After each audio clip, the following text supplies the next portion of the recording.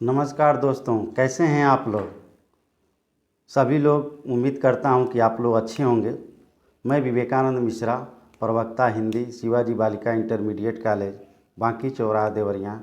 मैं अपने YouTube channel Vivekananda Mishra Hindi में आप सभी लोगों का स्वागत करता हूं, वंदन करता हूं, अभिनंदन करता हूं। जो भी प्यारे बच्चे इस वीडियो को देख रहे हैं उनको हमारे तरफ से बहुत सारा प्यार और बहुत सारा आशीर्वाद। और जो शिक्षक बंधु और प्रधानाचार्यगण जो इस वीडियो को देख रहे हैं उनको हमारे तरफ से सादर अभिवादन और सादर नमस्कार। आज हम लोग कक्षा 10वीं का मित्रता नामक लेसन पढ़ेंगे जो आचार्य रामचंद्र शुक्ल द्वारा लिखा गया है। उस लेसन को शुरू करने के पहले मैं चाहता हूं कि जितने लोग ये वीडियो को देख रहे हैं प्लीज़ मेरे चैनल को सब्सक्राइब करें, लाइक करें और अपने दोस्तों को भी शेयर करें। और जो भी इस वीडियो में कमियां हो उसको मेरे पास ज़रूर कमेंट करें ताकि मैं उसमें सुधार कर सकूं। आगे चलने के पहले मैं कुछ चीज़ें बताना चाहता हूं कि पिछली बार जो वीडियो मेरा बना था उसमें बहुत से लोगों ने अपना जो है कि प्यार दुलार और आशीर्वाद दिया है, तो आप आगे भी ऐसे ही आप अपना प्यार और दुलार देते रहिएगा। आइए हम लोग चलते हैं, शुरू करते हैं मित्रता नामक लेसन जो आचार्य रामचंद्र शुक्ल द्वारा लिखा गया है, जो कक्षा 10वीं का पहला लेसन है, पहला पाठ है। और ये जो पाठ है जो आचार्य रामचंद्र शुक्ल द्वारा लिखा गया है एक निबंध ही नहीं है, हमारे और आपके जीवन से जुड़ा हुआ ये लेसन है। कैसे हम लोगों को जीवन में अपने मित्र बनाने चाहिए, कैसे मित्र नहीं बनाने चाहिए, ये आचार्य रामचंद्र शुक्ल जी बता रहे हैं। हमको और आपको भी अपने जीवन में ऐसे ही मित्र को उतारना चाहिए। तो आइए हम लोग पाठ को शुरू करने के पहले एक बार हम लोग पुनः अपने गुरु के चरणों में वंदना कर लें और अपने गुरु से हम लोग आशीर्वाद प्राप्त कर लें। गुरुर् ब्रह्मा गुरुर्विष्णु गुरुर्देवो महेश्वर गुरुर् साक्षात् परब्रह्मा तस्मै श्री गुरुवे नमः। आइए दोस्तों हम लोग चलते हैं, अपना लेसन शुरू करते हैं जिस लेसन का नाम है मित्रता। आचार्य रामचंद्र शुक्ल द्वारा लिखा गया ये मित्रता नामक लेसन बहुत ही इम्पोर्टेंट है।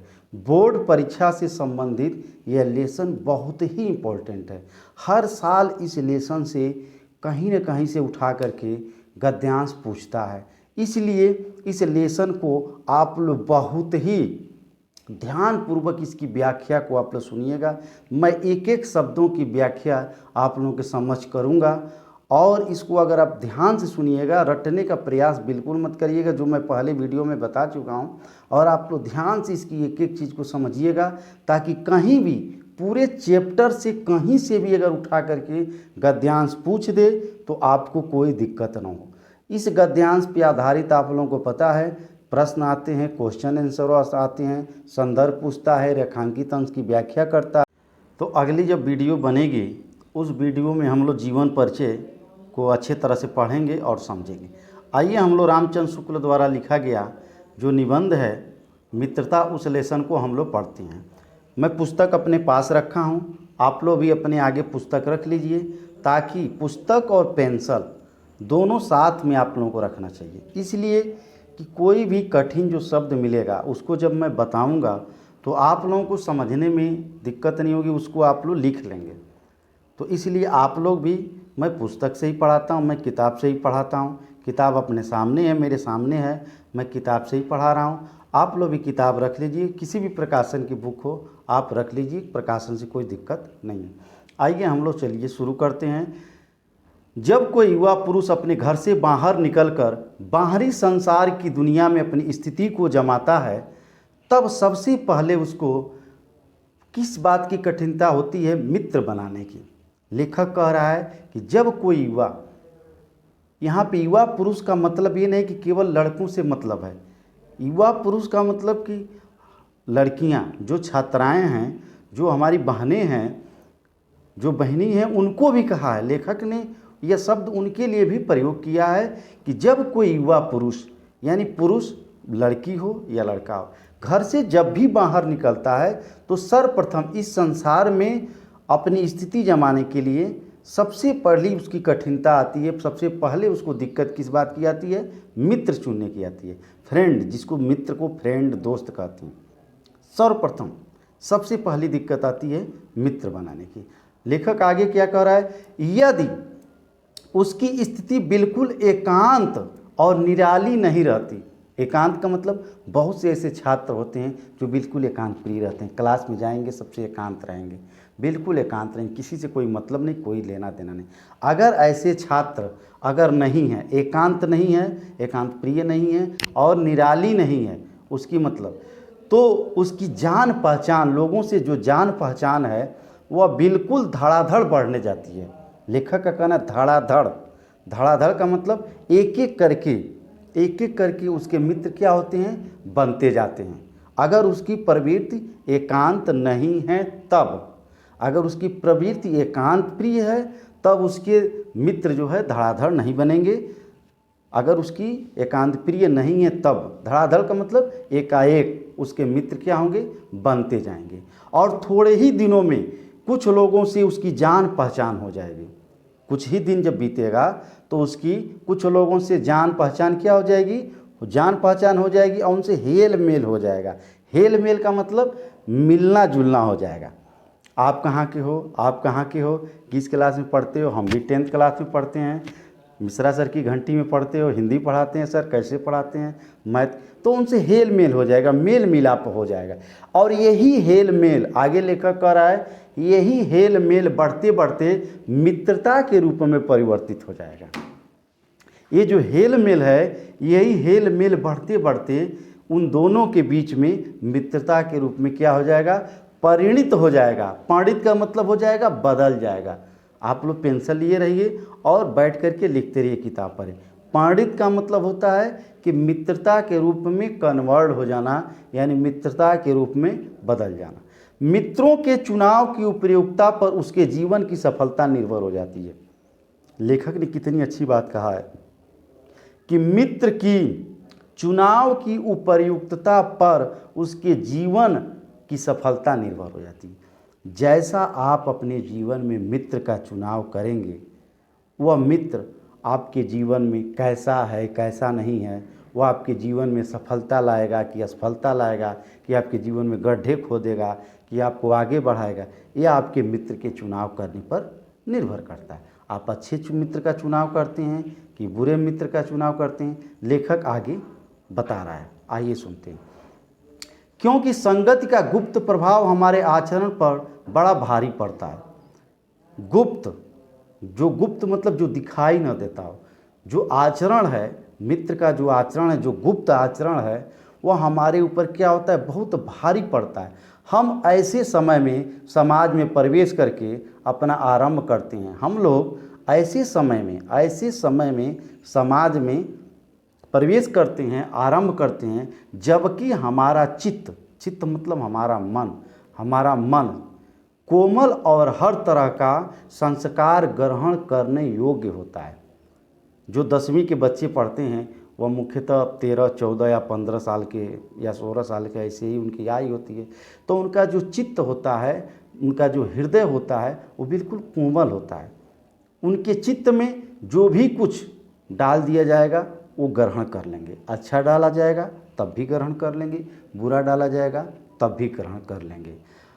आगे क्या कह रहा है लेखक? परिपक्व मतलब पकी नहीं होती है। हमारी जो परिमार्जित है, अपरिमार्जित, यानी बिल्कुल हमारी प्रवृत्ति अशुद्ध होती है। हम लोग एकदम छोटे बच्चे होते हैं, बिल्कुल अशुद्ध होते हैं और अपरिपक्व होते हैं। हम, आगे लेखक क्या कह रहा है कि हम उस कच्ची मिट्टी की मूर्ति के समान रहते हैं, उस कच्ची मूर्ति के समान रहते हैं जिसे जो रूप का चाहे उस रूप का कर दे, चाहे तो राक्षस बना दे और चाहे तो देवता। लेखक का कहना है कि हम कच्ची मिट्टी के समान हैं। जिस तरह से कुम्हार एक कच्ची मिट्टी को बनाता है तो उससे दीपक बना दे या सुराही बना दे या जो भी कुछ बना दे, बनने के बाद जब वही घड़ा पक जाता है तो पकने के बाद अगर उसमें परिवर्तित करना कोई चाहे तो कुल अपरिपक्व होता है। तो इसलिए हम लोगों को ऐसे लोगों का ऐसे लोगों का साथ करना हमारे लिए बहुत बुरा है। लेखक कह रहा है ऐसे लोगों का साथ करना हमारे लिए बहुत ही बुरा है। कैसे लोगों का? जो हमसे अधिक दृढ़ संकल्पी हैं। दृढ़ संकल्पी का मतलब होता है कि ऐसे हम मित्र बना लेंगे कि जो अपनी ही बातों को हमसे मनवाएंगे।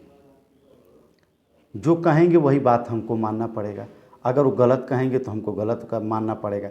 ये अच्छी बात नहीं है। दृढ़ संकल्पी लोगों से भी हमको क्या करना है? दूर रहना है। और क्योंकि हम उनकी हर एक बात का हम विरोध नहीं करेंगे और सारी बातों को हम क्या करेंगे? मान लेंगे। उनके हर एक बात का हम क्या करेंगे? विरोध नहीं करेंगे और सारी बातों को हम क्या करेंगे? मानते चलेंगे, जो हमारे लिए क्या होगा? खतरनाक साबित होगा। इसलिए हमको दृढ़ संकल्पी लोगों से भी क्या है? सावधान रहना है, क्योंकि उनकी हर एक बात का विरोध किए बिना ही हमको मान लेना पड़ता है। ऐसे लोगों का साथ करना भी लेखक कह रहा है कि बहुत ही बुरा है। और जो हमारी बात को ऊपर रखते हैं, अगर मैं कोई बात कह दिया उस बात को भी मान लें, हाँ सही है, आम कह दिए तो आम मान लिया, गाय कह दिए गाय मान, ये भी बुरा है। ऐसे लोगों का भी हमको साथ नहीं करना है, क्योंकि ऐसी दशा में न तो हमारे ऊपर कोई दबाव रहता है और न हमारे लिए कोई सहारा रहता है। दोनों दशा में, दोनों कंडीशन में अगर कोई व्यक्ति दृढ़ संकल्पी है, उसको भी हमको साथ नहीं करना चाहिए। और ऐसा मित्र जो हमारी सभी बातों को मान ले, बुरा कहें तब भी मान ले, अच्छा मतलब उसमें अच्छा बुरा उसको न दिखे, ऐसे मित्र का हमको साथ करना बिल्कुल उचित नहीं है। लेखक कह रहा है कि ऐसे मित्र का हमको साथ छोड़ देना चाहिए। दोनों अवस्थाओं में जिस बात का भय रहता है उसका पता युवा पुरुषों को प्राय बहुत कम रहता है। लेखक कह रहा है कि ऐसी दोनों अवस्थाओं में जो युवा, जो नौजवान पुरुष हैं, जो नौजवान युवक हैं, दोनों लोगों को इस कंडीशन के बारे में बिल्कुल पता नहीं रहता है कि हम अच्छा कर रहे हैं कि बुरा कर रहे हैं। इसलिए लेखक हमको सचेत कर रहा है कि इनसे हमको क्या करना है? सावधान रहें। यदि विवेक से काम लिया जाए, विवेक मतलब होती है बुद्धि, यदि विवेक से काम लिया जाए तो यह भय नहीं रहता। पर युवा पुरुष प्राय, जो युवा पुरुष प्राय विवेक से काम नहीं लेते हैं। जो युवा पुरुष हैं, जो नौजवान पुरुष हैं, लेखक कह रहा है कि विवेक से काम बिल्कुल नहीं लेते। कैसे आश्चर्य की बात है, लेखक आगे कह रहा है कि कैसे आश्चर्य की बात है कि लोग एक घोड़ा लेते हैं। एक कितनी आश्चर्य की बात है। लेखक कह रहा है कि कोई एक घोड़ा खरीदने जाता है तो उसके गुण दोषों को देखता है कि उसके अंदर कौन सी अच्छाई है, उसके अंदर कौन सी बुराई है, उसको परखता है, जांचता है, परखता है, तब जा कर के उसको लेता है। किस घोड़े में क्या खूबी है, क्या अच्छाइयाँ हैं, क्या बुराइयाँ हैं, तब जा कर के उस घोड़े को लेता है। और हम पर किसी को मित्र बनाने में उसके पहले के आचरण और प्रकृति आदि पर हम कुछ भी अनुसंधान नहीं करते हैं। अनुसंधान का मतलब होता है खोज, अनुसंधान का मतलब होता है खोज। अगर हम किसी मित्र को बनाने जा रहे हैं तो उसके पहले वो मित्र मेरा कैसा था, कहीं मान लीजिए कि गलत नहीं था, कहीं किसी झगड़ा बवाल तो नहीं करता था, या गलत रास्ते पर नहीं जाता था। हमको ऐसे मित्र बनाते समय हमको इसका चुनाव कर लेना चाहिए कि हमारा मित्र पहले कैसा था, कैसा नहीं है। लेखक का कहने का एक तरह, वे उसमें सब अच्छी बातें मान लेता है, उसको ये नहीं देखता है कि वो उसका आचरण कैसा है, उसका मतलब पहले का विचार कैसा, कुछ नहीं मानता है। वह जो है उसकी सभी अच्छी बातें मान करके और उस पर पूरा विश्वास जमा देता है, उसको मान लेता है और उस पर विश्वास क्या करता है? जमाता है। हंसमुख चेहरा, लेखक आगे कह रहा है, हंसमुख चेहरा, बातचीत का ढंग और थोड़ी चतुराई या साहस, ये दो चार बातें किसी में देखकर लोग चटपट उसे अपना बना लेते हैं। लेखक क्या कर रहा है? हंसमुख बातें, जो लोग हंस करके बातें करते हैं, उनके चलने का चाल ढाल, चेहरे की रंग ढंग, ये सब दो चार बातें देख करके चटपट मतलब उनको जल्दी अपना मित्र बना लेते हैं। उसके मन में, उसके हृदय में क्या है ये नहीं देखते हैं। सुंदर है, स्मार्ट है, ब्यूटीफुल है, कपड़ा अच्छा पहना है, चाल चलन ठीक है, बातचीत अच्छा है, उसको अपना दोस्त बना लिए। हम लोग यह नहीं सोचते कि मैत्री का उद्देश्य क्या है। मैत्री का मतलब होता है मित्र। मित्र का उद्देश्य क्या है, इसके बारे में हम बिल्कुल विचार नहीं करते, तथा जीवन के व्यवहार में उसका कुछ मूल्य भी है। हम मित्रता करते हैं किसी से, मैत्री करते हैं, उसका हमारे जीवन में कोई मूल्य है, कोई वैल्यू है कि नहीं है। हम बिना सोचे समझे किसी से मित्रता कर लें। अभी लेखक ने क्या कहा, अच्छी बातचीत करता हो, अच्छा देखने में लगता हो तो हम उससे मित्रता कर लेंगे, ऐसा नहीं है। यह बात हमें नहीं सूझती। लेखक कह रहा है कि हमको यह बात बिल्कुल सूझती नहीं है। सूझना मतलब हमारे समझ में नहीं आ रही है कि यह ऐसा कौन सा साधन है जिससे आत्म शिक्षा का कार्य बहुत सुगम हो जाता है। आत्म शिक्षा, अपने बारे में शिक्षा लेने का जो रास्ता है वह बिल्कुल आसान हो जाता है। एक प्राचीन विद्वान का वचन है, विश्वासपात्र मित्र से बड़ी रक्षा रहती है। आगे कह रहा है लेखक कि एक विद्वान का मत है कि विश्वासपात्र मित्र से बड़ी रक्षा रहती है। जिसे ऐसा मित्र मिल जाए उसे समझना चाहिए कि खजाना मिल गया है। अगर आपके जीवन में विश्वासपात्र मित्र मिल गया तो समझिए कि आपको कोई खजाना मिल गया। समझ लीजिए, विश्वासपात्र मित्र होना बहुत जरूरी है जीवन में। विश्वासपात्र मित्र जीवन की एक औषधि है। औषधि मतलब दवाई। अगर आपको विश्वासपात्र मित्र मिल जाए तो आपको समझिए कि बहुत बड़ी दवाई मिल गई है। आपको कोई बीमारी नहीं हो पाएगी। हाँ, कोई बीमारी होगी दवाई खा लेंगे, ठीक हो जाएंगे। तो विश्वासपात्र मित्र को लेखक ने औषधि कहा है। औषधि बोले तो दवा। इसीलिए आप लोग अपने जीवन में विश्वासपात्र मित्र को रखिएगा। हमें अपने मित्रों से यह आशा रखनी चाहिए, लेखक आगे कह रहा है कि हमें अपने मित्रों से ऐसी आशा रखनी चाहिए कि वे उत्तम संकल्पों में हमें दृढ़ करेंगे। उत्तम संकल्पों में, खराब संकल्पों में नहीं, उत्तम माने अच्छा संकल्पों में हमें दृढ़ करेंगे, हमको मजबूत करेंगे। दृढ़ मतलब हमको मजबूत करेंगे। हमारे दोषों यानी हमारी बुराइयों, हमारी त्रुटियों यानी हमारी जो कमियों से हमें बचाएंगे। अगर हम गलत रास्ते पर जा रहे हैं, हम किसी बुराई के रास्ते पर जा रहे हैं तो हमको वो क्या करेंगे, बचाएंगे। हमें सत्य, पवित्रता और मर्यादा के प्रेम को पुष्ट करेंगे। अगर मैं गलत रास्ते पर जा रहे हैं, आपका मित्र गलत रास्ते पर जा रहा है तो गलत रास्ते से हटा करके मर्यादा और प्रेम के रास्ते पर लाएंगे। ऐसे मित्र होने चाहिए। जब हम कुमार्ग, कुमार्ग मतलब गलत रास्ता, कुमार्ग, मार्ग में कु लग गया है। कु मतलब होता है गलत मार्ग यानी गलत रास्ते पर। जब हम कुमार्ग पर पैर रखेंगे यानी अपना पैर रखेंगे मतलब कुमार्ग के रास्ते पर हम चलेंगे यानी हम गलत रास्ते पर चलेंगे, तब वे हमें सचेत करेंगे। सचेत मतलब सावधान करेंगे, सावधान हो जाओ तुम गलत रास्ते पर जा रहे हो, सचेत करेंगे। जब हम हतोत्साहित होंगे, हतोत्साहित मतलब निराशा हो जाएंगे, जैसे हमको लगेगा अब हमारे जीवन में कुछ नहीं है, हम निराशा हो जाएंगे, तब हमें उत्साहित करेगा। उत्साहित का मतलब हमको हमारा कॉन्फिडेंस लेवल बढ़ाएगा। ऐसा मित्र हमको होना चाहिए। सारांश यह है कि वे हमें उत्तम पूर्वक जीवन निर्वाह करने में, लेखक आगे कह रहा है कि वह हमें उत्तम पूर्वक जीवन निर्वाह करने में हर तरह से सहायता देगा। मित्र मेरा कैसा है, उत्तम जीवन, उत्तम मतलब अच्छा जीवन निर्वाह करने में हमारी हर तरह से क्या करेगी, वो मदद करेगा। सच्ची मित्रता में उत्तम से उत्तम वैद्य, वैद्य मतलब डॉक्टर, शुद्ध भाषा में आयुर्वेद में डॉक्टर को वैद्य कहा जाता है। पुराने लोगों से आप पूछ लीजिएगा। सच्ची मित्रता में उत्तम से उत्तम वैद्य की सी निपुणता और परख होती है। जिस तरह से पुराने जो डॉक्टर होते हैं, उन पुराने डॉक्टरों में मरीज को देखते ही वह जान जाते हैं कि इसको क्या हुआ होगा। उनके पास इतना अनुभव होता है, उनके पास इतना एक्सपीरियंस होता है कि वो देख करके जान जाते हैं। वैसे ही जो अच्छे मित्र होते हैं, जो सच्चे मित्र होते हैं, जो सत्यता के रास्ते पर चलते हैं, वह अपने मित्र को देख करके ही जान जाते हैं क्या बात है जी, कोई टेंशन है, कोई दुखी है, क्या बात है, क्यों मुँह लटकाए हुए हो, क्या टेंशन है। वह जान जाते हैं क्योंकि उनका हृदय से हृदय का लगाव होता है।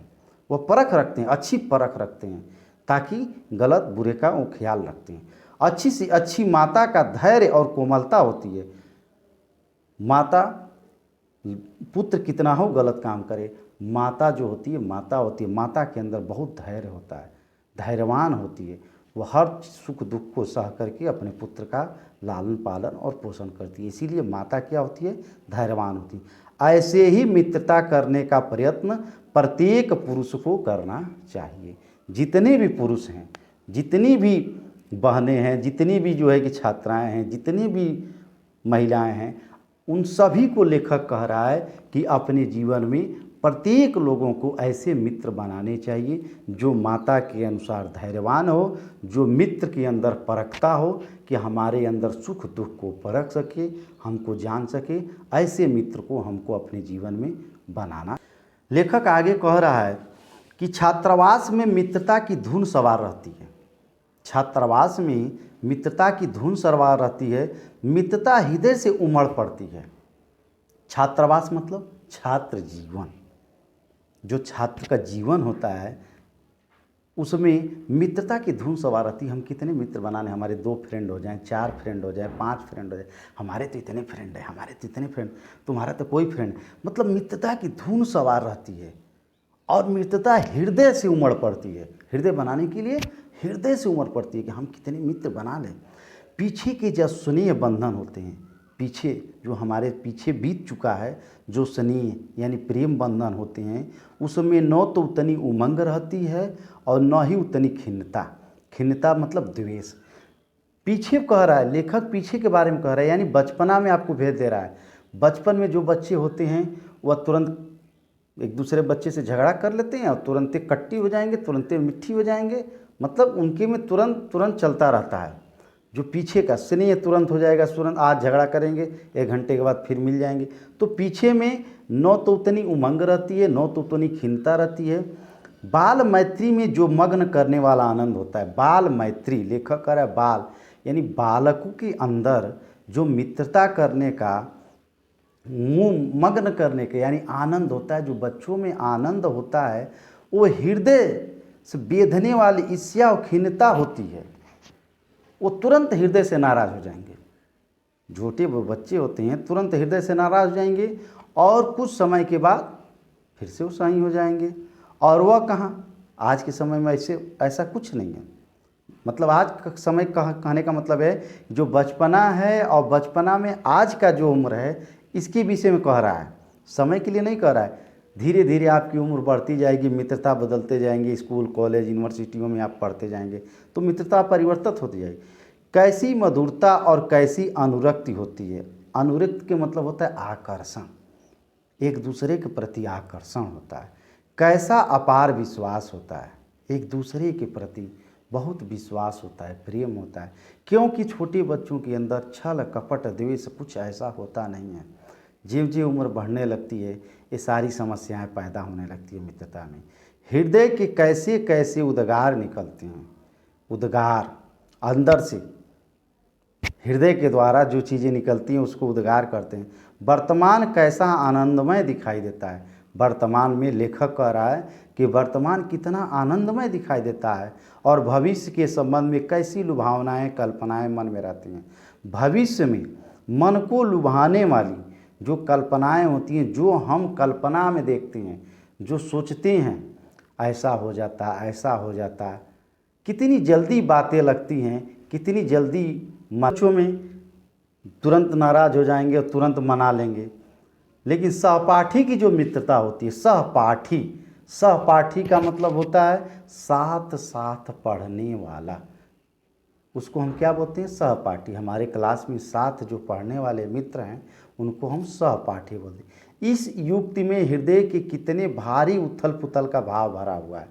भारी उथल पुथल, उथल पुथल का मतलब क्या होता है, मन में हलचल, अस्थाई नहीं रहता है। जैसे पानी में उथल पुथल, पानी हिल रहा है डुल रहा है, वैसे ही उक्ति मतलब विचार, हमारे मन में विचार उथल पुथल करते रहते हैं। उथल पुथल का विचार हमारे हृदय में भरा होता है। किंतु जिस प्रकार युवा पुरुष की मित्रता, किंतु लेखक आगे कह रहा है किंतु जिस प्रकार युवा पुरुष की मित्रता स्कूल के बालक की मित्रता से दृढ़, शांत और गंभीर होती है, उसी प्रकार हमारी युवावस्था के मित्र बाल्यावस्था के मित्रों से कई बातों से भिन्न होते हैं। देखिए लेखक क्या कह रहा है कि जिस प्रकार युवा पुरुष जो नौजवान पुरुष हैं वह उनकी मित्रता स्कूल के बालक की मित्रता, जो स्कूल के मित्र होते हैं उनकी मित्रता दृढ़ होती है, शांत होती है और गंभीर होती है। दृढ़ होगी, शांत होगी, गंभीर होगी। लेकिन आगे चल कर के वही युवावस्था के बालक जब स्कूल और कॉलेजों में जाएंगे तो उनमें भिन्न हो जाएगी, यानी बदल जाएगी। देखिए 3 कंडीशनों का बता रहा है लेखक, छोटे बच्चों का, मीडियम में और स्कूल कॉलेजों में बदल जाएगी। मैं समझता हूँ कि मित्र चाहते हुए बहुत से लोगों से मित्र के आदर्श की कल्पना मन में करते हैं। मित्र जो होते हैं अपने मन में बहुत से मित्र बनाने की कल्पना करते हैं कि हमारे कितने मित्र बन जाए, लेकिन क्या कल्पना करने से हमारे मित्र बन जाएंगे? ऐसा तो लग नहीं रहा हमको। पर इस कल्पित आदर्श से, कल्पित आदर्श यानी कल्पना के आदर्श से तो हमारा जीवन झंझटों में चलता है नहीं है। कल्पना करने से हमारा जीवन चलेगा, हमारे जीवन का आदर्श चल पाएगा? आप लोग बताइए, कभी नहीं चल पाएगा, क्योंकि कल्पना तो कल्पना होती है। मनभावनी चाल, सुंदर प्रतिमा, मनभावनी चाल और स्वच्छंद प्रकृति, यही 2-4 बातें देखकर मित्रता की जाती है। देखिए लेखक कह क्या रहा है कि मनभावनी चाल, सुंदर प्रतिमा, प्रतिमा मतलब चेहरा, सुंदर चेहरा, प्रतिमा मतलब होती है मूर्ति, सुंदर प्रतिमा यानी सुंदर चेहरा, मनभावनी चाल, मन को भाने वाली चाल। जब लोग चलती हैं तो उसको कहते हैं मनभावनी चाल, यह चाल मन को भा रही है, इसी को कहते हैं मनभावनी चाल। और स्वच्छंद प्रकृति, स्वच्छंद जिसके अंदर किसी तरह का जो है कि ऊपर से देखने पर लगता है कि हाँ ये व्यक्ति बहुत ही अच्छा है। यही 2-4 बातें हम देख करके और हम क्या करते हैं, अपने जीवन में मित्रता बना लेते हैं। पर जीवन संग्राम में साथ देने वाले मित्रों में, जीवन का जो संग्राम होता है उसमें साथ देने वाले मित्रों में इनसे कुछ अधिक बातें चाहिए। देखिए लेखक कह रहा है कि केवल हमको सुंदर प्रतिमा, मनभावनी चाल और स्वच्छंद प्रवृत्ति नहीं चाहिए, इससे भी ज़्यादा कुछ अधिक बातें चाहिए, तभी जाकर के जीवन चल पाएगा। मित्र केवल उसे नहीं कहते जिसके गुणों की तो हम प्रशंसा करें, पर जिससे स्नेह हम स्नेह न कर सकें। लेखक आगे कह रहा है कि मित्र केवल उसे नहीं कहते जिसके गुणों की तो हम प्रशंसा करें, गुण मतलब उसकी अच्छाइयों की प्रशंसा करें, पर जिससे हम स्नेह न कर सकें। उसके गुणों की हम प्रशंसा करें लेकिन उससे हम प्रेम न करें। लेखक ये कह रहा है उसके गुणों की हम प्रशंसा कर दें लेकिन हम उससे प्रेम न करें। स्नेह मतलब होता है प्रेम, हम उससे प्रेम न करें। जिससे अपने छोटे मोटे काम तो हम निकलवा लें, उससे हमको कोई काम पड़ा, हेलो हाँ ये काम है, छोटा मोटा जो भी काम पड़ा हम उससे अपना काम निकलवा लिए, यानी मिला जुला के समझ लीजिए यूज एंड थ्रो। उससे हमको कोई काम पड़ा ऐसे मित्र को, हम अपने काम मित्र से अपना काम करवा लिए, फिर उसको भूल गए। आज के ज़माने में ऐसे नहीं मित्र चल रहे हैं, यूज एंड थ्रो, इस्तेमाल करो और फेंक दो। लोग उससे स्नेह नहीं करते, जिससे अपने छोटे छोटे काम को निकलवा लेते हैं लेकिन स्नेह नहीं करते। और भीतर ही भीतर उनसे क्या करते हैं, वो घृणा करते हैं, नफरत करते हैं, द्वेष करते हैं, केवल उनसे काम से प्रेम रखते हैं और अंदर से घृणा करते हैं। मित्र सच्चे पथ प्रदर्शक के समान होने चाहिए। लेखक कह रहा है मित्र कैसे होने चाहिए, मित्र सच्चे पथ प्रदर्शक, पथ मतलब होता है रास्ता और प्रदर्शक मतलब होता है रास्ता दिखाने वाला। तो मित्र कैसा होना चाहिए, सच्चा रास्ता दिखाना होना चाहिए। पथ प्रदर्शक का मतलब होता है सच्चा रास्ता दिखाने के समान होना चाहिए, जिस पर हम पूरा विश्वास कर सकें। अपने मित्र पर हम क्या कर सकें, विश्वास कर सकें। भाई के समान होना चाहिए, जिसे हम अपना प्रीति पात्र बना सकें। प्रीति मतलब होता है प्रेम, एक दूसरे से प्रेम कर सकें। पात्र मतलब उस योग्य बना सके। हमारे और हमारे मित्र के बीच सच्ची सहानुभूति होनी चाहिए।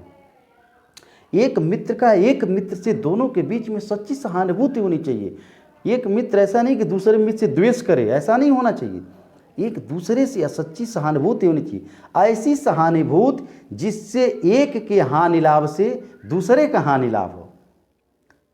दो मित्र हैं, एक मित्र का हानि हुआ तो दूसरे का भी हानि, एक का लाभ हुआ तो दूसरे का भी लाभ। यानी मित्र ऐसा होना चाहिए कि एक दूसरे का लाभ हानि से एक दूसरे को प्रभावित हों, ऐसे मित्र। और आज के ज़माने में कैसे मित्र हैं, तुम्हारा हानि हो गया, हमारा बल्ले बल्ले, मेरा लाभ हो, ऐसा नहीं। अपना हानि लाभ समझे, तुम्हारा हानि हुआ तो यानी मेरा हानि हुआ, तुम्हारा लाभ हुआ तो मेरा लाभ हुआ, ऐसा समझे। मित्रता के लिए आवश्यक नहीं कि दो मित्र एक ही प्रकार के कार्य करते हों। लेखक कह रहा है कि मित्र होने का मतलब ये नहीं कि दोनों मित्र, अगर मान लीजिए दो मित्र हैं तो दोनों टीचर हैं तो टीचरे रहें, बैंक में है तो बैंक में रहें, डॉक्टर है तो डॉक्टर रहें, ऐसा नहीं है। लेखक कह रहा है कि ऐसा नहीं है कि दोनों मित्र एक ही कार्य करते हों, दो मित्र अलग अलग कार्य करके भी मित्र हो सकते हैं, ऐसा नहीं है। आगे इसमें लेखक बता रहा है, क्या बता रहा है कि एक ही प्रकार के कार्य करते हों और रुचि के हों, कार्य भी एक हो और रुचि भी एक हो, ऐसा तो हो नहीं सकता। रुचि मतलब होता है विचार, ऐसा हो नहीं सकता है कि दो मित्र एक ही कार्य करते हों और एक ही रुचि रखते हों, ऐसा हो नहीं सकता है, दोनों अलग। इसी प्रकार प्रकृति और आचरण भी समानता भी आवश्यक या वांछनीय नहीं है। कह रहा है कि दोनों की प्रकृति और आचरण की समानता भी आवश्यक नहीं है। दोनों की प्रकृति भी अलग हो सकती है और दोनों की समानता भी अलग हो सकती है। कोई अमीर हो सकता है, कोई गरीब हो सकता है, कोई बड़ा हो सकता है, कोई छोटा हो सकता है, कोई पतला हो सकता है, कोई मोटा हो सकता है, ऐसा नहीं है, अलग अलग हो सकती हैं।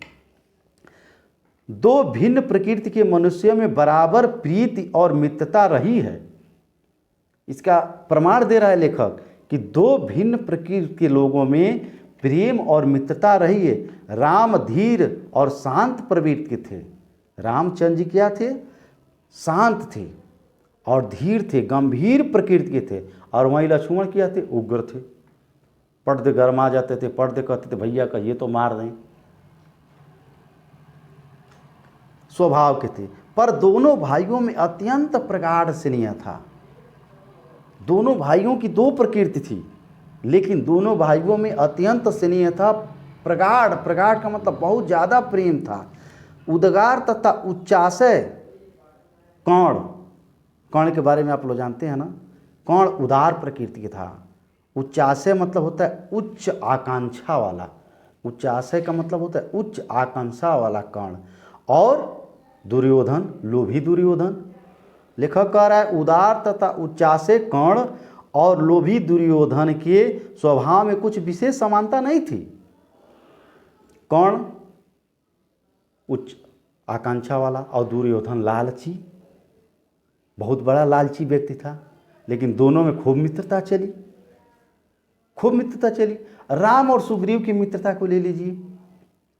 राम और सुग्रीव की क्या समानता है। सुग्रीव का भाई बाली मार करके भगा दिया था सुग्रीव को, वो तो राम के जैसा था कि अपने शरण लिए और मित्र बना लिए। क्या समानता थी। राम और निषाद राज गुह में देखिए तो क्या समानता थी, कोई समानता नहीं थी। कहाँ राम और निषाद राज गुह, राम और विभीषण में क्या समानता थी, लेकिन मित्र थे। कृष्ण के समय में चलिए, कृष्ण कहाँ भगवान और सुदामा कहाँ भिखारी, लेकिन दोनों में मित्रता चली ना, कृष्ण सुदामा मित्रता चली ना। मित्र के लिए निश्चल प्रेम होना चाहिए, एक दूसरे के प्रति समर्पण होना चाहिए। प्रेम में मित्र के प्रति एक दूसरे के प्रति समर्पण होना चाहिए, प्रेम होना चाहिए, निश्चल प्रेम होना चाहिए। ऐसा नहीं कि स्वार्थ रूपी प्रेम होना चाहिए, बिल्कुल नहीं प्रेम होना चाहिए, निश्चल होना चाहिए।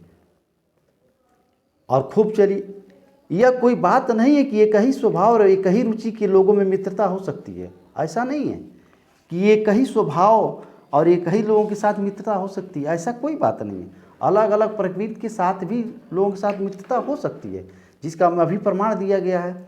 क्या प्रमाण दिया गया है, राम का, सुग्रीव का, बाली का, तमाम तरह का लोगों को दिया गया है। ऐसा नहीं है, स्वभाव में विशेष समानता न थी, फिर भी लोग क्या थे, मित्र थे तो थे। आगे लेखक कहता है कि समाज में विभिन्नता देखकर लोग एक दूसरे की ओर आकर्षित होते हैं। समाज में लोग एक दूसरे की विभिन्नता को देख कर के आकर्षित होते हैं। जो गुण हम में नहीं है, हम में मान लीजिए कोई गुण नहीं है, तो हम चाहते हैं कि कोई ऐसा मित्र मिले जिसमें वो गुण हो। तो हमारे में जो गुण नहीं है वह गुण उसमें हो, तो उसके गुण को देख करके हम मित्र बना लेते हैं। चिंताशील मनुष्य, चिंताशील मनुष्य प्रफुल्लित चित्त का साथ ढूंढता है। लेखक आगे कह रहा है कि चिंताशील मनुष्य प्रफुल्लित, प्रफुल्लित मतलब जो प्रसन्न रहता हो, खुशी रहता हो। चिंताशील मतलब जो दुखी रहता हो। चिंताशील मनुष्य प्रफुल्लित यानी खुशी चित्त का, चित्त मतलब हृदय का साथ ढूंढता है। और निर्बल यानी कमज़ोर, निर्बल व्यक्ति बली का, बली मतलब मजबूत का, धीर उत्साही का, धीर मतलब जो होता है शांत, धीर को कहते हैं शांत, शांत व्यक्ति उत्साही का साथ ढूंढता है।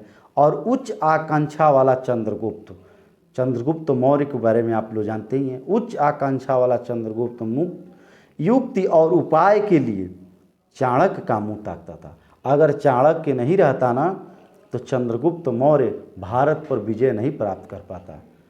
आगे लेखक कह रहा है नीति विशारद अकबर, जो अकबर महान जिसको लोग कहते हैं, नीति विशारद अकबर अपना मन बहलाने के लिए बीरबल की ओर देखता था कि बीरबल कब आए तो मेरा मन बहलाए। बिना बीरबल के अकबर नहीं चल सकता था और बिना चाणक्य के चंद्रगुप्त मौर्य नहीं चल सकते थे। इसीलिए एक दूसरे के प्रति लोग देखते थे। पहले चैप्टर की हम लोग शुरुआत करते हैं। मित्र का कर्तव्य इस प्रकार बताया गया है। लेखक कह रहा है कि मित्र का कर्तव्य इस प्रकार बताया गया है कि उच्च और महान कार्य में इस प्रकार सहायता देना, मन बढ़ाना और साहस दिलाना कि तुम अपनी निज स्वार्थ से बाहर काम कर जाओ। मतलब उच्च और महान कार्य, उच्च मतलब अच्छा, गलत कार्य नहीं। लेखक कह रहा है कि अच्छे कार्य के लिए, गलत कार्य के लिए नहीं कह रहा है, उच्च कार्य के लिए और महान कार्य में उसकी यानी मित्र की ऐसी सहायता कर देना, उसका मन बढ़ा देना और उसको साहस दिलाना।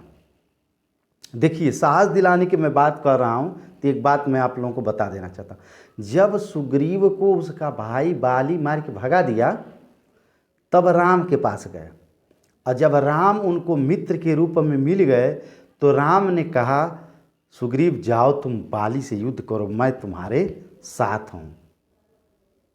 और बाली ने राम के लिए राम ने साहस दिया। सुग्रीव को जब साहस दिया तो सुग्रीव के अंदर साहस आ गया। साहस मतलब हिम्मत, हिम्मत आ गया और जाकर के बाली से लड़ा और राम ने उसका वध किया और वही सुग्रीव को राजगद्दी मिला और राजा बना। तो साहस दिलाने का मतलब होता है हिम्मत। अगर आदमी से कहते हैं चलो हम तुम्हारे साथ हैं, यही साहस होता है, ये हिम्मत होता है। अपने निज की स्वार्थ से बाहर निकल करके, अपना स्वार्थ हमेशा नहीं देखना। ऐसा मित्र नहीं कि जो सिर्फ अपना ही स्वार्थ देखे। अपने स्वार्थ से बाहर निकल, स्वार्थ समझ ही रहे हैं, स्वार्थ से बाहर निकल करके काम कर जाओ। यह कर्तव्य उसी से पूरा होगा जो दृढ़ चित्त और सत्य संकल्प का होगा। यह जो कार्य है ऐसे मित्र से होगा कि जो मित्र कैसा होगा, दृढ़ चित्त वाला होगा। चित्त मतलब मन, उसका जो मन होगा दृढ़ होगा। दृढ़ मतलब एकदम निश्चयी होगा कि हमको ये काम करना है तो करना है। जैसे मैं दृढ़ निश्चयी बनाया हूँ इस गर्मी में, कितना हो गर्मी पड़ रहा है तो मुझे वीडियो बनाना है तो बनाना है। किस लिए बनाना है? अपने छात्रों के लिए बनाना है। हमारे छात्र पढ़ेंगे, मैं गर्मी में बैठ करके आप लोगों के लिए वीडियो बना रहा हूँ ताकि आप लोग भी पढ़ें और पढ़ करके आगे बढ़ें और हिंदी में 100 में 95, 96, 97 नंबर लाएं। तब मेरा जा कर के तब मुझे सफलता मिलेगी, तब मुझे गुरु दक्षिणा मिलेगा कि हाँ हमारे छात्र पढ़ करके और 90, 95, 96 नंबर पाएँ। ऐसा होना चाहिए, दृढ़ चित्त होना चाहिए, एकदम दृढ़ निश्चय होना चाहिए। बारिश आए, तूफान आए, हमको करके दिखाना है तो दिखाना है, हमको भागना नहीं है मैदान छोड़ करके, बिल्कुल करना है। और सत्य के संकल्प हो, उसके मन में सत्य का संकल्प हो, गलत का संकल्प नहीं होना चाहिए। सत्य का संकल्प होना चाहिए। ऐसा नहीं कि वो गलत होना चाहिए, ना ना ना, सत्य के लिए संकल्प। इससे हमें ऐसे मित्रों की खोज करना चाहिए। इस तरह के हमको मित्र की खोज करना चाहिए, इस तरह के हमको मित्रों की तलाश करना चाहिए जिसमें हमसे अधिक आत्मबल हो। आत्मबल का मतलब साहस, हिम्मत। साहस, हिम्मत। हमको ऐसे मित्र की खोज करना चाहिए कि हमारे मित्र में हमसे ज़्यादा साहस हो, हमसे ज़्यादा हिम्मत हो। चलो तुम एक काम करो, मैं तुम्हारे साथ हूँ। जैसे आप लोगों के साथ मैं हूँ। आप लोग क्यों नहीं हाई स्कूल में टॉप करेंगे? बिल्कुल टॉप करेंगे, मैं आपके साथ हूँ। चलिए आप पढ़िए, तो मैं आपको रास्ता दिखा रहा हूँ। आगे लेखक कह रहा है हमें उनका पल्ला उसी तरह पकड़ना चाहिए। पल्ला समझ रहे हैं? जैसे बच्चे अपनी माँ का पल्लू पकड़ लेते हैं, साड़ी का एक कोना। तो लेखक का कहना है कि हमको उसी तरह से पल्ला पकड़ लेना चाहिए जिस तरह से सुग्रीव ने राम का पल्ला पकड़ लिया था। जब बाली ने अपने भाई सुग्रीव को भगाया तो सुग्रीव क्या किए? जा करके राम का पल्ला पकड़ लिए, राम का साथ कर लिए। उसी तरह से हमको भी ऐसे मित्र का पल्ला पकड़ लेना चाहिए। मित्र हो तो प्रतिष्ठित और शुद्ध हृदय के हो, प्रतिष्ठित हो, चरित्रवान हो, गलत ना हो, प्रतिष्ठित हो, और उसका हृदय कैसा हो? शुद्ध होना चाहिए।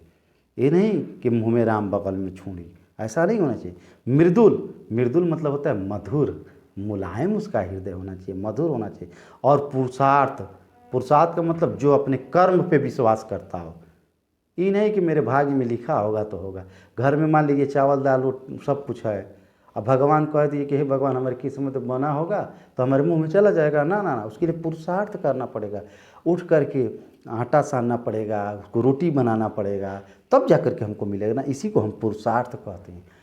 जो भाग्य के भरोसे ना हो, चलो छोड़ो यार मित्र, छोड़ो, भाग्य में रहेगा तो हम लोग पास हो जाएंगे, भाग्य में रहेगा तो फेल हो जाएंगे, कहाँ हम लोग क्लास में जाके पढ़ना है? ऐसा नहीं, पुरुषार्थ हमको करना है, हमको मेहनत करना है, तब जा करके हमको जो है कि फल प्राप्त होगा।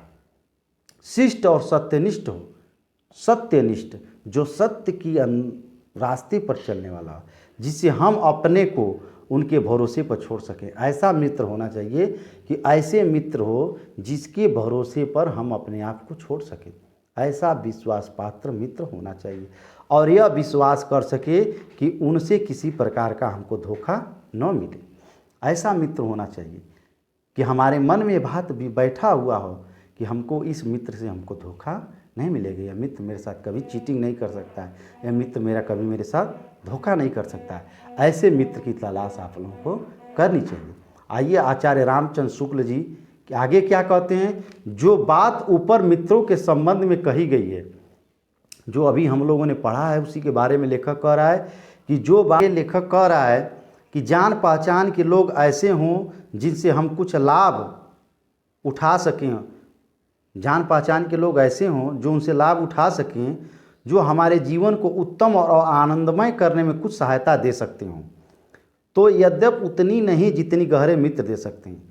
जो हमारे गहरे मित्र होते हैं वो हमको जीवन में जितना आनंद दे सकते हैं वो जान पहचान के लोग हमको नहीं दे सकते। मनुष्य का जीवन थोड़ा है, मनुष्य का जीवन बहुत लंबा नहीं है, बहुत थोड़ा है, उसमें खोने के लिए कुछ समय ही नहीं है। मनुष्य का जीवन बहुत थोड़ा है, उसमें खोने के लिए कुछ नहीं है। यदि क ख ग, लेखक कह रहा है क ख ग कोई व्यक्ति हैं जिनका नाम नहीं लेना चाहता है, क ख ग कोई व्यक्ति है, हमारे लिए कुछ नहीं कर सकते, न कोई बुद्धिमानी या विनोद की बातचीत कर सकते, न कोई अच्छी बात बतला सकते, न सहानुभूति द्वारा हमें ढाढ़स बधा सकते, न हमारे आनंद में सम्मिलित हो सकते, न हमें कर्तव्य का ध्यान दिला सकते। तो हे ईश्वर, हमें उनसे दूर ही रखना। लेखक क्या कह रहा है कि कोई कौखगा मतलब कोई ऐसे व्यक्ति हों जो हमको न कोई बुद्धिमानी या विनोद की बातचीत कर सकते, न हमको कोई अच्छी बात बतला सकते, न तो हमको कोई सहानुभूति दे सकते, न तो हमको ढाढ़स बता सकते, न तो हमको आनंद यानी खुशी में सम्मिलित कर सकते, न हमको अपना कर्तव्य दिला सकते। तो हे भगवान, हे ईश्वर, ऐसे लोगों से हमको दूर ही रखना, ऐसे लोगों को हमारे जीवन में बिल्कुल मत लाना। हमें अपने चारों ओर जड़ मूर्तियां सजाना नहीं है, जड़ मतलब निर्जीव। हमको ऐसे 10-20 गो मित्र बनाने से क्या मतलब है जो कोई काम लायक ना हो। 10 को मित्र बनाने से अच्छा है कि हमको एक ही मित्र रहे जो हमारे काम के लायक हो। तो लेखक कह रहा है कि चारों ओर जड़ मूर्तियां सजाने से अच्छा है कि आजकल जान पहचान बढ़ाना कोई बड़ी बात नहीं है। आज के समय में जान पहचान बढ़ाना कोई बहुत बड़ी बात नहीं है। कोई भी युवा पुरुष ऐसे अनेक पुरुषों को पा सकता है जो उसके साथ कहाँ जाना हो, थिएटर समझ रहे ना, पिक्चर हॉल में थिएटर देखने जाएंगे, नाच रंग में जाएंगे, ऑर्केस्ट्रा देखने जाएंगे, सैर सपाटे में जाएंगे, भोजन का निमंत्रण स्वीकार करेंगे। ऐसे मित्र तो आजकल के फटाक दे आपको कहीं चलते हुए मिल जाएंगे। शुक्ल जी कह रहे हैं यदि ऐसे जान पहचान के लोगों से कुछ अगर आपको हानि नहीं हो रही है तो लाभ भी नहीं होगा। इस तरह के आपके मित्रों से अगर आपको कोई हानि नहीं हो रही है तो आपको लाभ भी नहीं होगा। पर यदि हानि होगी तो वह हानि क्या होगी, बहुत ही भारी होगी। अगर वो हानि होगी ना तो हानि आपके जीवन में बहुत ही भारी होगी। सोचो तो तुम्हारा जीवन कितना नष्ट होगा। सोचो, अपने बारे में सोचो कि तुम्हारा जीवन कितना नष्ट होगा यदि ये जान पहचान के लोग उन मनचले युवकों में से निकले जिनकी संख्या दुर्भाग्यवश आजकल बहुत बढ़ गई है। मनचले समझ ही रहे हैं, लफूंगे लोग। यदि उन शोहदों में से निकले जो अमीरों की बुराइयों और मूर्खताओं की नकल किया करते हैं। जो अमीर लोग हैं जो बहुत सी गलत रास्ते पे जाते हैं, बुराइयाँ करते हैं, उनको लोग देख देख करके करते हैं, नकल किया करते हैं। दिन रात बनावटी श्रृंगार करती हैं, बनावटी दिखावटी करने के लिए श्रृंगार में रहा करती हैं। महफिलों में हो करती हैं। कहीं महफिल में जाएंगे ही हा हू खूब करेंगे, वाह वाह किया करते हैं। गलियों में ठहाका मारते हैं। आप लोग देखे होंगे जो लड़के हैं गलियों में ठहाका मारते होंगे, मोटरसाइकिल लेके भों भों भों भों खूब करते होंगे, इधर से लेके उधर करते होंगे। और सिगरेट का धुआं उड़ाते हैं, सिगरेट का धुआं उड़ाते हुए चलते हैं। ऐसे नवयुवकों को बढ़कर शून्य और निसार और शोचनीय जीवन और किसका है। शून्य मतलब बिल्कुल जीरो। जो गाड़ी लेकर के भोंय भोंय कर रहे हैं, सिगरेट का छल्ला उड़ा रहे हैं, नाच गाना कर रहे हैं, उनका जीवन क्या है, शून्य शोचनीय है। उनके जीवन के बारे में सोचना है, उनका जीवन क्या है, कुछ नहीं है। वे अच्छी बातों के सच्चे आनंद से कोसों दूर हैं। ऐसे नवयुवक सच्चे आनंद से कोसों दूर हैं। कोसों समझ रहे हैं ना, पुराने ज़माने के लोग दूरी नापने के लिए कोसों का प्रयोग करते थे। कोस, एक कोस में 3 किलोमीटर होता है, अनुमानतः 3 किलोमीटर होता है एक कोस में। उनके लिए तो न तो संसार में सुंदर और मनोहर उक्ति वाले कवि हुए और न संसार में सुंदर आचरण वाले महात्मा हुए। ऐसे व्यक्ति के बारे में लेखक कह रहा है। उनके लिए न तो बड़े बड़े वीर अद्भुत कर्म कर गए और न बड़े बड़े ग्रंथकार ऐसे विचार छोड़ गए। ऐसे नवयुवकों के बारे में जिनसे मनुष्य जाति के हृदय में सात्विकता की उमंगें उठती हैं। सात्विकता मतलब जो सात्विक प्रवृत्ति के लोग हैं उनके मन में उमंगें उठती हैं। उनके लिए फूल पत्तियों में कोई सौंदर्य नहीं है। ऐसे मनचलो लड़कों के लिए उनके मन में कोई फूल पत्तियों में कोई सुगंध नहीं है, कोई सौंदर्य नहीं है। झरनों के कलकल में, जो झरनों की कलकल की आवाज़ आती है, उसमें कोई मधुर संगीत नहीं है, उसमें कोई मधुर संगीत उनको सुनाई नहीं देता है। अंततः सागर की तरंगों में गंभीर रहस्यों का आभास नहीं है उनके अंदर। जो सागर में तरंगे गंभीर आवाज़ देती हैं उसमें कोई आभास नहीं होता है, उनको कोई एहसास नहीं होता है। उनके भाग्य में सच्चे प्रयत्न और पुरुषार्थ का आनंद नहीं है, पुरुषार्थ कोई काम नहीं है। उनके भाग्य में सच्ची प्रीत का भी सुख नहीं है। लेखक कह रहा है कि उनके भाग्य में सच्ची प्रीत का भी सुख नहीं है और कोमल हृदय की शांति नहीं है। उनके हृदय जो कोमल हृदय है उस हृदय में शांति भी नहीं है। जिनकी आत्मा अपने इंद्रिय विषयों में ही लिप्त है, इंद्रिय विषयों में लिप्त, जो अपने इंद्रियों में लिप्त है। मन किया तो मोटरसाइकिल लेके भोर भोर उड़ा रहे हैं, मन कर रहा तो सिगरेट पी रहे हैं, मन कर रहा है तो थिएटर में पिक्चर देखने, वो इंद्रियों के विषय में है। विषय मतलब इंद्रियों के बस में है। इंद्रियां उनके बस में नहीं है, वह इंद्रियों के बस में है। जिनका हृदय निशाचियों मतलब गलत विचार और कुत्सित विचारों में कलुषित है, बिल्कुल गलत विचारों में लिप्त है, ऐसे नाशोन्मुख मतलब जो नाश के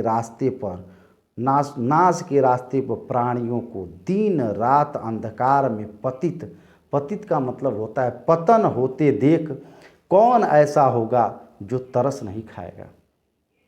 उसे ऐसे प्राणियों का साथ नहीं करना चाहिए। लेखक कह रहा है कि ऐसे प्राणियों का साथ उनको छोड़ देना चाहिए, बिल्कुल साथ छोड़ देना चाहिए। आगे लेखक कह रहा है अगले पैराग्राफ में कि मकदूनिया का बादशाह डेमेट्रियस कभी कभी अपने राज्य का सब काम छोड़कर अपने ही मेल के 10-5 साथियों के साथ विषय वासना में लिप्त रहता था। विषय वासना मतलब गलत चीज़ों में लिप्त रहता था, नशे में लिप्त रहता था, यासी में लिप्त रहता था। एक बार बीमारी का बहाना करके, एक बार उसने क्या किया, बीमारी का बहाना करके इसी प्रकार वह अपने दिन काट रहा था। इसी बीच उसके पिताजी उससे मिलने के लिए गए और उसने एक हंसमुख जवान को कोठरी से बाहर निकलते हुए देखा। जब उनके पिताजी ने एंट्री किया तो एक हंसमुख मतलब चेहरा पे हंसते हुए एक नौजवान लड़का बाहर निकला। जब पिताजी कोठरी के भीतर पहुंचे तब डेमेट्रियस ने कहा कि पिताजी मुझे ज्वर हो गया था। ज्वर मतलब होता है बुखार। मुझे ज्वर हो गया था और ज्वर मुझे अभी अभी छोड़ा है। पिताजी ने कहा हाँ ठीक है, वह जो दरवाजे पर मुझे मिला था, जो हंसमुख चेहरा वाला लड़का गया था, उसी को उन्होंने पिताजी कहा हाँ वो ज्वर अभी गया है। मतलब उस लड़के को उन्होंने बुखार कहा, अभी भी गया, मैंने देखा है, अभी अभी गया है। आगे कहता है लेखक, ये जो मैं चैप्टर पढ़ा रहा हूँ और इसमें से जो अब शुरू हो रहा है बहुत ही इंपॉर्टेंट चैप्टर है। ये हमेशा पूछता है कुसंग का ज्वर सबसे भयानक होता है। कुसंग मतलब होता है बुरा। कुसंग का ज्वर सबसे भयानक होता है। यह केवल नीति और सद्बुद्धि का ही नाश नहीं करता बल्कि बुद्धि का भी क्षय करता है। कुसंग का ज्वर गलत लोगों का साथ, ज्वर मतलब होता है बुखार, गलत लोगों का साथ सबसे भयानक होता है। बोर्ड की परीक्षा में अधिकतर पूछता है। यह केवल नीति यानी अच्छे आचरण का ही नाश नहीं करता है बल्कि बुद्धि का भी क्षय करता है। क्षय मतलब नाश करता है। किसी भी युवा पुरुष की संगत यदि बुरी होगी तो वह उसके पैरों में बंधी चक्की के समान होगी। जैसे चक्की पैरों में बांध दी जाए तो कहीं आदमी आ जा नहीं सकता है, तो बुरी जो संगति है वह चक्की के समान है। अगर आपको बुरी संगत की लत लग जाएगी तो आप घूम फिर करके वहीं जाएंगे। उसे दिन दिन अवनति मतलब पतन के गड्ढे में गिराती जाएगी।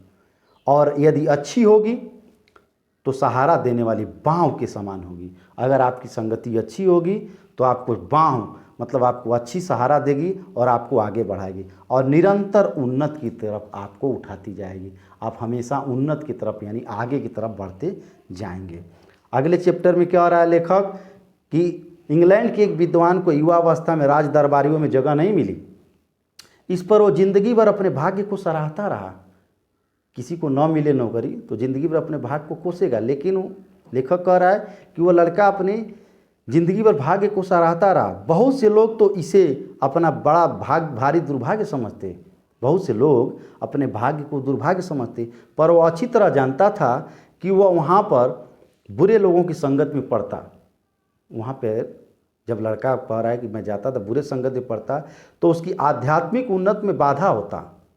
बहुत से लोग ऐसे होते हैं जिनके घड़ी भर के साथ से, घड़ी भर मतलब थोड़े से छोटे से साथ से ही उनकी बुद्धि क्या हो जाती है, भ्रष्ट हो जाती है। क्षणिक अगर साथ हम करते हैं किसी का तो हमारी बुद्धि क्या होती है, भ्रष्ट हो जाती है। जैसे मंथरा ने कैकेयी के साथ थोड़ा सा साथ किया तो क्या हो गया, राम को 14 बरस का वनवास हुआ और अपने खुद विधवा भी हो गई।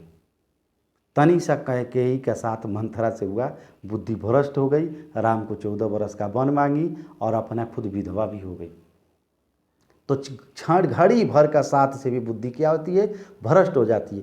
क्योंकि उतने ही बीच में ऐसी सी बातें कही जाती हैं, ऐसी सी बातें कह दी जाती हैं, ऐसी सी बातें आपके कानों में भर दी जाती हैं जो कानों में नहीं पड़नी चाहिए। ऐसी सी बातें आपको कानों में कह दी जाएंगी जो आपके कानों में नहीं पड़नी चाहिए। चित्त मतलब हृदय, चित्त पर ऐसे प्रभाव पड़ती हैं जिससे उनकी पवित्रता का नाश होता है। उनकी जो पवित्रता होती है, पवित्रता क्या हो जाती है, नाश हो जाती है और बुराई अटल भाव धारण करके बैठ जाती है। अटल जो कभी टल ना सके उसको हम कहते हैं अटल।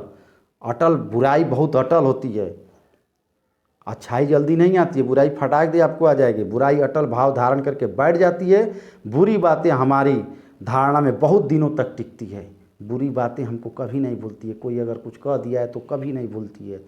इस बात को प्राय हम सभी लोग जानते हैं। इस बात को हम सभी लोग प्राय जानते हैं कि भद्दे व फूहड़ गीत, भद्दे व फूहड़ गीत, फूहड़ फूहड़ शब्द आप समझ ही रहे। भद्दे व फूहड़ के जितनी जल्दी हमको ध्यान पर चढ़ जाते हैं, अभी कोई आपको गंदा गाना हो, भोजपुरी का गाना हो, जल्दी आपको याद हो जाएगा और अच्छा लगेगा। उतनी जल्दी कोई गंभीर या अच्छी बात आपको समझ में नहीं आई। एक बार एक मित्र ने मुझसे कहा, कौन कह रहा है? आचार्य रामचंद्र शुक्ल जी कह रहे हैं कि एक बार एक मित्र ने मुझसे कहा कि उसने लड़कपन में कहीं से एक बुरी कहावत सुन पाई थी, जिसका ध्यान वह लाख चेष्टा, लाख मतलब लाख इच्छा करते हैं कि वह चाहते हैं कि वह न आए, फिर भी वो क्या होती है, वह बार बार आती है। जिन भावनाओं को हम दूर रखना चाहते हैं, जिन बातों को हम याद नहीं करना चाहते हैं, वे बार बार हमारे हृदय में उठती है और बेधती है। अतः तुम पूरी चौकसी रखो। चौकसी का मतलब पूरा सावधान रखो। ऐसे लोगों को कभी साथी मत बनाओ जो अश्लील, कितना गंदा भद्दा शब्द का प्रयोग किया गया है, जो अश्लील, अपवित्र और फूहड़ बातों से तुमको हंसाना चाहें, गलत शब्दों का प्रयोग करके तुमको हंसाना चाहिए। सावधान रहो हे मनुष्य, तुम सावधान रहो। ऐसा ना हो कि पहले पहल तुम इसे एक बहुत सामान्य बात समझो। जब कोई गलत काम करता है तो पहली बार करता है, छोड़ो पहली बार है, चलो दूसरी बार है, चलो तीसरी बार है। आगे लेखक क्या कर रहा है देखिए आप लोग। सामान्य बात समझो और सोचो कि एक बार ऐसा हुआ है, फिर ऐसा नहीं होगा। अथवा तुम्हारे चरित्र बल का ऐसा प्रभाव पड़ेगा कि ऐसी बातें बकने वाले आगे चलकर आप सुधर जाएंगे। आप बिल्कुल नहीं सुधर पाएंगे। ऐसा नहीं होगा, बिल्कुल ऐसा नहीं होगा। जब एक बार मनुष्य अपना पैर कीचड़ में डाल देता है, कीचड़ समझ रहे हैं ना, गलत गंदे में, अगर मनुष्य अपना पैर एक बार गंदे में यानी कीचड़ में डाल देता है, तब वह फिर यह नहीं देखता कि वह कहाँ और कैसी जगह अपना पैर रखता है। वह भूल जाता है, क्योंकि अपना एक बार जब पैर गंदे जगह पे डाल दिया है तो भूल जाता है कि मैं अपना पैर कहाँ रख रहा हूँ और कैसे रख रहा हूँ। और धीरे धीरे उन बुरी बातों में वह अभ्यस्त होता जाता है। उन जो गलत बातें होती हैं, जो बुरी बातें होती हैं, उसी में वो लिप्त होता जाता है। और तुम्हारी जो घृणा है वह कम होती जाती है। जिससे तुम घृणा करते हो, जिस कीचड़ से तुम घृणा करते हो, जिस गंदगी से तुम घृणा करते हो, जिन बातों से तुम नफरत करते थे, धीरे धीरे धीरे धीरे वही बातें तुमको जो है कि लत कर जाएंगी और तुमको अच्छी लगने लगेगी। पीछे तुम्हें उनसे चिढ़ नहीं मालूम होगा। चिढ़ मतलब घृणा। आगे चल करके तुमको कोई घृणा नहीं मालूम होगा, क्योंकि तुम यह सोचने लगोगे कि चिढ़ने की कोई बातें नहीं है, क्योंकि तुम उसके आदी हो चुके रहोगे। और जो गलत चीज़ें तुमको लग रही थी, वही गलत चीज़ें अब तुमको क्या हो गई, आदी हो गई होगी। तुमको वही चीज़ें अच्छी लगने लगेगी। तुम्हारा विवेक, तुम्हारी बुद्धि कुंठित हो जाएगा और तुम्हें भले बुरे की पहचान नहीं रह जाएगी। क्या अच्छा है क्या बुरा है, इसकी पहचान बिल्कुल नहीं रह जाएगी। और अंत में होते होते तुम भी बुराई के क्या हो जाओगे, भक्त बन जाओगे। अतः हृदय को उज्ज्वल और निष्कलंक रखने का सबसे अच्छा उपाय यही है कि बुरी संगत की छूत से बचो, बुरी संगत से दूर रहो। यह पुरानी कहावत है। लेखक ने कहावत पुरानी कहा है कि काजल की कोठरी में कैसे हूँ सयानो जाए, काजल की कोठरी में कैसे हूँ सयानो जाए, एक लीक काजल की लगी हैं पे लगी हैं पे लगी हैं। यानी काजल की कोठरी में कैसे हूँ सयानो जाए, एक लीक काजल की लगी हैं पे लगी। लेखक का कहने का क्या तात्पर्य है कि ये कोठरी है जो काली है, काली बोले तो गंदगी से भरी हुई है, गलत रास्तों से भरी हुई। कितना हूँ सयानो, सयानो का मतलब होता है कितना हो होशियार आदमी, कितना हो सावधान से जाएगा। और थोड़ी सी कालिक उसके कपड़े पर लग जाएगी तो वह जीवन भर के लिए दाग लग जाएगा। इसलिए आप कभी भी गलत मित्रों का चयन मत करिए। अच्छे मित्रों का चयन करिए और आपके अंदर जो भी बुराइयां हैं उन बुराइयों को प्लीज़ आप धीरे धीरे करके छोड़िए और उनसे आप दूर होते जाइए। इसी के साथ हम लोगों का आज मित्रता चैप्टर समाप्त हुआ, मित्रता लेसन समाप्त हुआ। आचार्य रामचंद्र शुक्ल द्वारा लिखा हुआ एक हम लोग के जीवन में सशक्त निबंध है, हमको सभी लोगों को अपने जीवन में उतारना चाहिए। अगर आप लोगों को यह पाठ अच्छा लगा होगा तो चैनल को फिर से मैं कह रहा हूँ सब्सक्राइब कर दीजिएगा, लाइक कर दीजिएगा और अन्य जो मित्र हैं, अन्य दोस्त हैं, उनको ज़रूर शेयर करिएगा। तब तक के लिए आप अपना ख्याल रखिए। फिर मिलते हैं हम लोग अगले वीडियो में। Take care.